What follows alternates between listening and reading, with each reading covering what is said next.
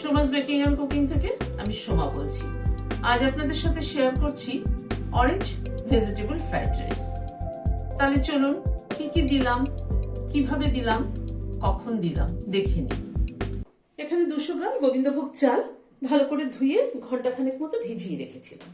এবার চালটাকে একটু সরিয়ে রাখছি। ভেজিটেবল ফ্রাইড রাইসে কি কি ভেজিটেবল ইউজ করছি সেটা একবার দেখিয়ে দিচ্ছি। এখানে গাজর এরকম ডুমো ডুমো করে কেটে নিয়েছি, খানিকটা কড়াইশুঁটি নিয়েছি, ছোট ছোট করে ফুলকপি কেটে হালকা একটু গরম জলে ভাপিয়ে নিয়েছি, আর এখানেও ছোট ছোট করে বিনস কেটে নিয়েছি। এখানে একটা বাটি নিয়েছি, একটা কমলা লেবুর রস করে নেব।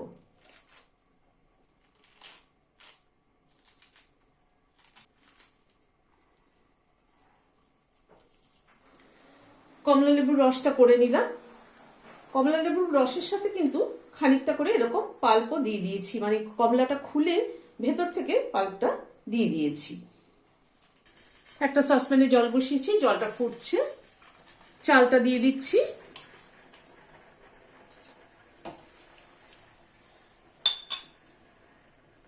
হাফ চামচ নুন দিয়ে দিচ্ছি, দুটো দারচিনির টুকরো দিয়ে দিলাম, দুটো এলাচ মাথাটা ফাটিয়ে দিলাম, আর দুটো তেজপাতা দিয়ে দিলাম।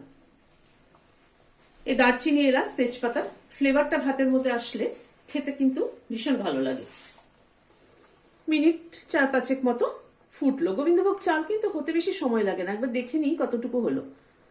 চাপ দিলে ভেঙে যাচ্ছে, এটা কিন্তু পুরো সেদ্ধ করব না, একটু শক্ত আছে ভেতরটা, ওটা বাদ বাকিটা যখন ফ্রাই করব তখন হয়ে যাবে। এবার এটাকে মাঠটাকে ঝরিয়ে নিচ্ছি, একটা প্লেটে ভাতটাকে ঢেলে দিচ্ছি, একটু ছড়িয়ে দিচ্ছি যাতে ঠান্ডা তাড়াতাড়ি হয়ে যায়।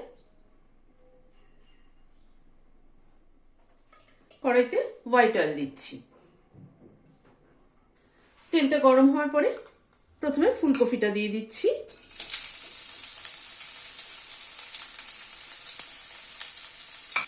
একটু নুন দিয়ে দিলাম,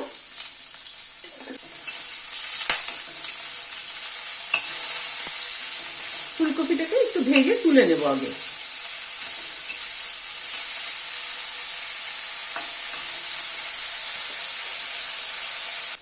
ফুলকপিটাকে একটু লাল করে ভেজে তুলে নিলাম। যেটুকু তেল আছে তাতে 1 চামচ ঘি দিয়ে দিচ্ছি, খানিকটা কাজু দিয়ে দিলাম,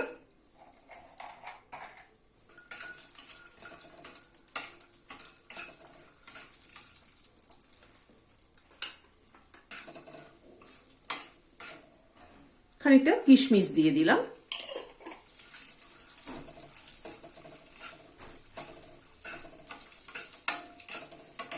কাজু আর কিশমিশটা ভেজে তুলে নিচ্ছি।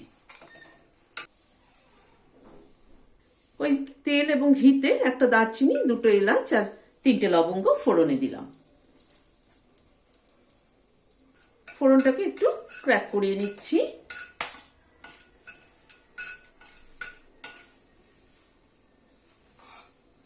এবার গাজরটাকে দিয়ে দিলাম,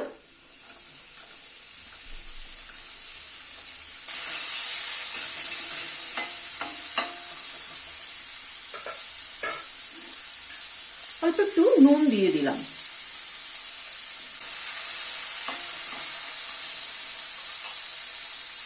একটু ঢেকে দিচ্ছি।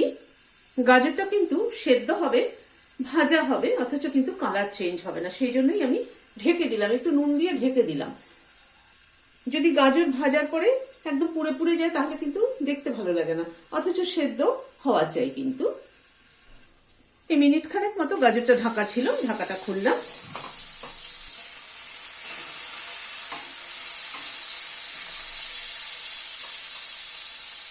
এবার বিনসটাকে দিয়ে দিচ্ছি। বিনস ভাজতে কিন্তু সময় লাগে না, সেই জন্য বিনসটাকে পরে দিলাম।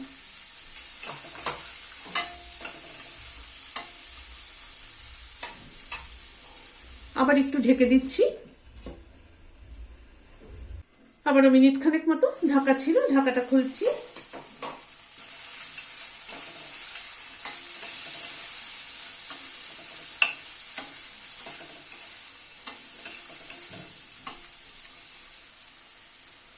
এবার কড়াইশুঁটিটা দিয়ে দিচ্ছি।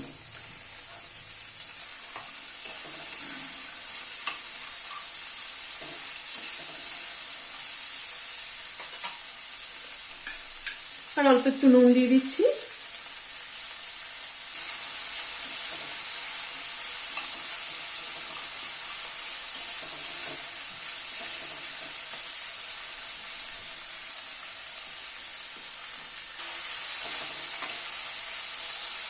এবার ভাতটাকে দিয়ে দিচ্ছি।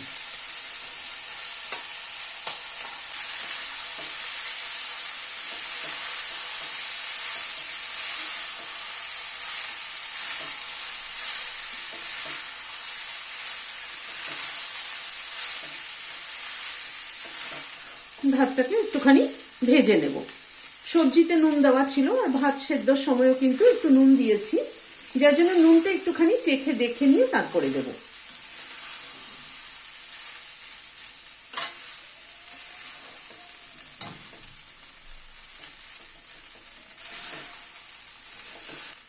একটু দেখে নিচ্ছি নুনের পরিমাণটা ঠিক আছে কিনা। হ্যাঁ, একদম ঠিক আছে নুনটা।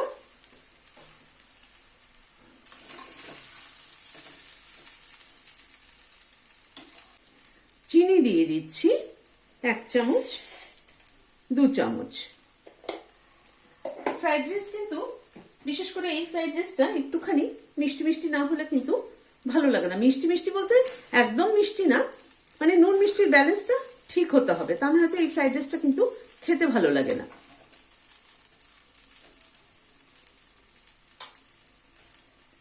এবারে কমলা লেবুর রসটা দিয়ে দিচ্ছি।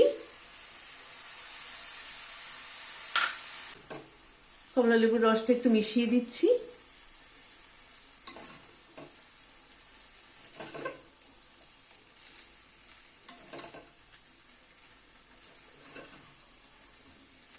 এই যে দেখুন কমলা লেবুর পাল্পও কিন্তু এর সাথে দিয়েছি।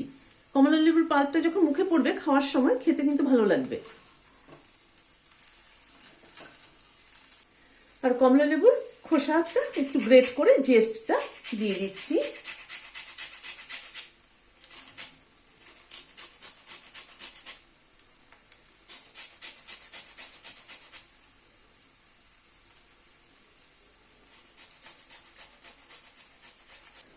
কমলা লেবুর জেস্টটাকে এবার একটু মিশিয়ে দিচ্ছি।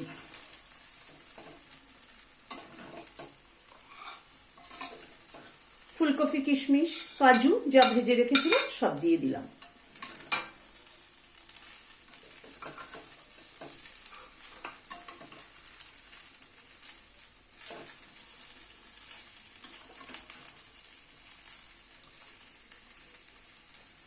এবার গ্যাসের ফ্লেমটা বন্ধ করে দিচ্ছি, দিয়ে ঢেকে দিচ্ছি স্ট্যান্ডিং টাইম 5 মিনিট কমলা লেবুর ফ্লেভারটা অ্যাড হওয়ার জন্য। যে কোনো নিরামিষের দিনে কিন্তু এরকম একটা ফ্রাইড রাইস বানিয়ে নিতে পারেন। এভাবে কমলা লেবু দিয়ে ফ্রাইড রাইস বানিয়ে দেখবেন। এখন তো বাজারে প্রচুর কমলা লেবু পাওয়া যাচ্ছে। কমলা লেবু দিয়ে ফ্রাইড রাইস বানিয়ে দেখবেন, টেস্টটা কিন্তু একদম ডিফারেন্ট। আপনাদের কেমন লাগলো আমাকে জানাবেন। ভালো লাগলে একটা লাইক এবং সাবস্ক্রাইব করার অনুরোধ রইল। আজ তাহলে এখানে শেষ করছি। দেখা হচ্ছে পরবর্তী ভিডিওতে। নমস্কার।